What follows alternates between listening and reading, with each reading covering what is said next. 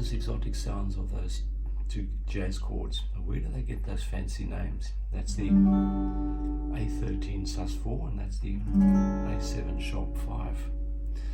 Well, it's based on the intervals. Now, intervals are just merely assigning numbers to a major scale. I'm playing that A major.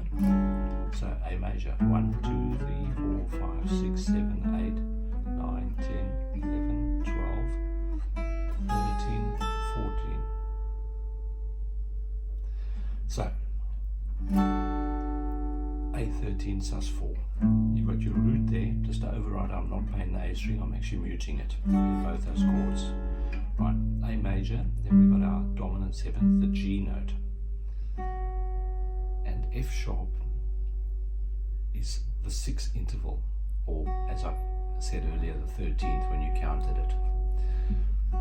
So that's A13, and that note there is the 4th interval, or the 11th, if you count it, if you count it numerically. So there you go, A13 with a suspended 4th, because that's your major 3rd.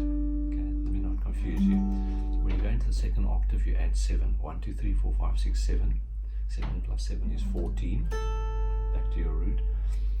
And 6 plus 7 is 13. You follow me? And then that one is our A root. Once again, our dominant 7th, our A7th. And then that one there is our major 3rd. And that note there is a sharp 5, because there's the E note, which is, so that's a sharp 5. Or you could call it a 12, but it's normally referred to as a sharp 5. And it's that simple. That's simple. That's how you get the names. 1, 2, 3, 4, 5, 6, 7, 8, 9, 10, 11, 12, 13. You need to know your major scale. Look, I don't play scales. That's why I make mistakes, and so should you. But you use the notes of the scale, and the major scale is the reference point for all scales. So get to know. It's a lot easier to remember instead of saying A, B, C sharp, D, E, F sharp, A flat, or G sharp, A. It's a lot easier remembering 1, 2, 3, 4, 5, 6, 7, 8, etc.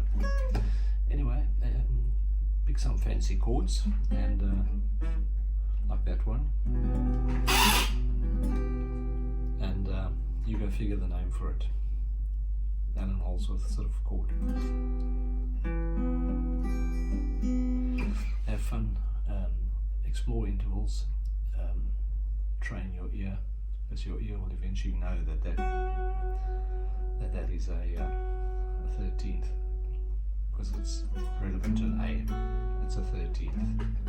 F sharp to A. F sharp to A is a 6th interval, but remember in the next octave, horizontally in this case, you add 7 to the 6, gives you 13. So never be confused again by chord names. And who knows, you might even make up your own chord in time. D6, there's my D, there's my 6. And you can go figure what else. Well, that's F sharp and F sharp is 6, and there's the A, which is the perfect 5th.